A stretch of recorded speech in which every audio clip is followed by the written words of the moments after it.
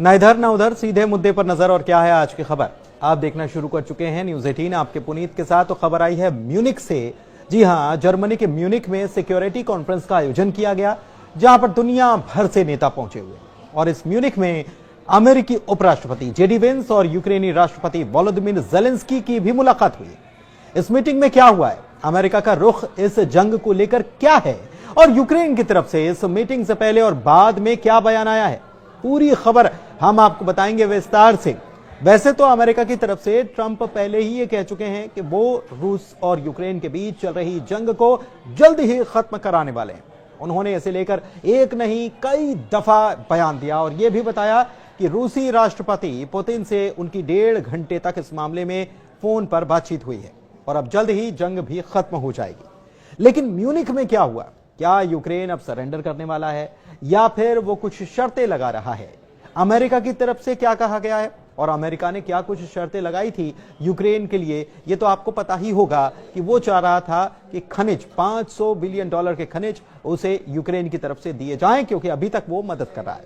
तो दरअसल Munich security conference में शामिल होने के लिए दुनिया भर से नेता जर्मनी पहुंचे और इस बीच अमेरिकी उपराष्ट्रपति जेडी वेंस ने शुक्रवार को जर्मनी में यूक्रेनी राष्ट्रपति वोलोदिमीर जेलेंस्की से मुलाकात की।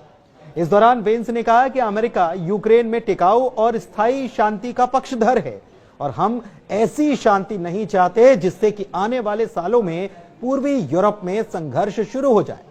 इसके साथ साथ जेडी वेंस ने यूरोप से यह भी कहा कि वो अपनी रक्षा को मजबूत करने के लिए कदम बढ़ाए ताकि अमेरिका दुनिया में अन्य जगहों पर मौजूद खतरों पर भी फोकस कर पाए। इस बयान से हम ये समझ सकते हैं कि अमेरिका अब यूरोप से बंधा रहने के मूड में कतई नजर नहीं आ रहा है। इस बात को ऐसे भी समझा जा सकता है कि ट्रंप ये भी कह चुके हैं कि वो नाटो से अलग होना चाहते हैं। दरअसल अमेरिका नाटो का प्रमुख सदस्य देश है और नाटो सदस्य देशों को मदद के बंधन में भी वो बंधा हुआ है और इसमें अमेरिका को काफी खर्च करना पड़ता है।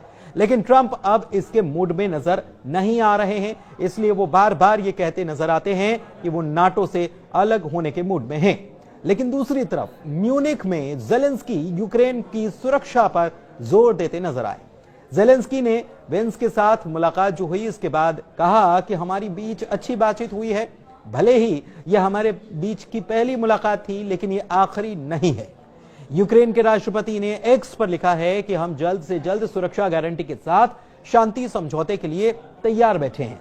लेकिन इस बैठक से पहले जेलेंस्की ने यह भी कहा था कि अमेरिका और रूस बिना यूक्रेन को शामिल किए डील करते हैं तो यह डील कामयाब नहीं होगी। हालांकि जेलेंस्की यह भी कह चुके हैं कि वो जमीन की अदला बदली के लिए भी तैयार हैं। जेलेंस्की अमेरिका को यह भी ऑफर कर चुके हैं कि जहां तक खनिजों की बात है तो वो अमेरिका जो है वो अगर इन्वेस्ट करता है तो ये वहां के लोगों के लिए, यूक्रेन के लोगों के लिए भी अच्छा होगा, उनको काम मिलेगा और साथ ही साथ अमेरिका भी अपनी जेब भर पाएगा। जेलेंस्की का कहना था कि यूक्रेन तभी बातचीत के लिए तैयार होगा जब सुरक्षा की गारंटी मिल पाए।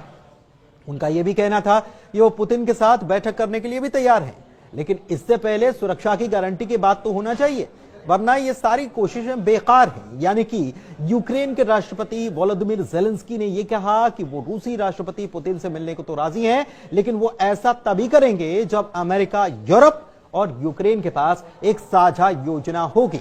अब जेलेंस्की ने अपने बयान में अमेरिका के साथ साथ यूक्रेन के साथ साथ यूरोप को भी जोड़ दिया है और वो यूरोपीय देशों को क्यों ले आए हैं इसको भी समझना बहुत जरूरी है। यानी कि शांति समझौते के लिए जेलेंस्की ये चाहते हैं कि यूरोपीय देशों को भी अमेरिका को पहले साधना होगा। दरअसल इसके पहले जब डोनाल्ड ट्रंप चुनाव जीते ही थे तब ये बात सामने आई थी कि डोनाल्ड ट्रंप सीधे सीधे यूक्रेन को मदद पहुंचाना बंद कर देंगे और इसको भांपते हुए उनके राष्ट्रपति चुने जाने के पहले से ही जेलेंस्की जो हैं उन्होंने यूरोपीय देशों को साधना शुरू कर दिया था। आपको बताएं कि रूस और यूक्रेन जंग खत्म करने के लिए यूक्रेन के राष्ट्रपति जेलेंस्की से मुलाकात में उपराष्ट्रपति जेडी वेंस ने जेलेंस्की से यह भी कहा है कि हम चाहते हैं कि युद्ध खत्म हो और हत्याओं को रोका जाए। जबकि इससे पहले बुधवार को अमेरिकी राष्ट्रपति डोनाल्ड ट्रंप ने दुनिया को चौंकाया था और कहा था कि वो रूस के राष्ट्रपति व्लादिमीर पुतिन से जंग को लेकर शांति वार्ता की पहल शुरू कर चुके हैं। हालांकि ट्रंप के इस बयान के बाद म्यूनिख पहुंचते ही यूक्रेन ने कहा कि वो एक पुख्ता योजना बनाने की तैयारी में जुटा हुआ है, लेकिन बगैर किसी प्लानिंग के, बगैर किसी परियोजना के और यूक्रेन की मर्जी के शांति वार्ता तो संभव नहीं है। दिलचस्प यह है कि इससे पहले रूस की तरफ से म्यूनिख में यूक्रेन के साथ होने वाली मीटिंग को लेकर साफ इनकार कर दिया गया था और यह कहा गया कि वो इस मीटिंग में, वो या उसके अधिकारी इस मीटिंग में शामिल नहीं होने जा रहे। जबकि आपको यह बताएं कि अमेरिका की तरफ से पहले यह कहा गया था कि म्यूनिख के शिखर सम्मेलन में यूक्रेन और रूस के अधिकारियों की बैठक होगी और वहीं से इस मामले में कोई नतीजा निकल जाएगा। हालांकि ट्रंप की तरफ से यह भी कहा गया है कि सऊदी अरब में वो रूस के राष्ट्रपति पुतिन से मुलाकात करने जा रहे हैं और वहां से यूक्रेन और रूस के बीच जारी युद्ध का समाधान भी निकल जाएगा। बताएं कि इससे पहले यूक्रेन के राष्ट्रपति वोलोदिमीर ज़ेलेंस्की ने कहा कि ट्रंप के साथ पहले हुई मीटिंग के आधार पर ही युद्ध विराम समझौते पर नहीं पहुंचा जा सकता।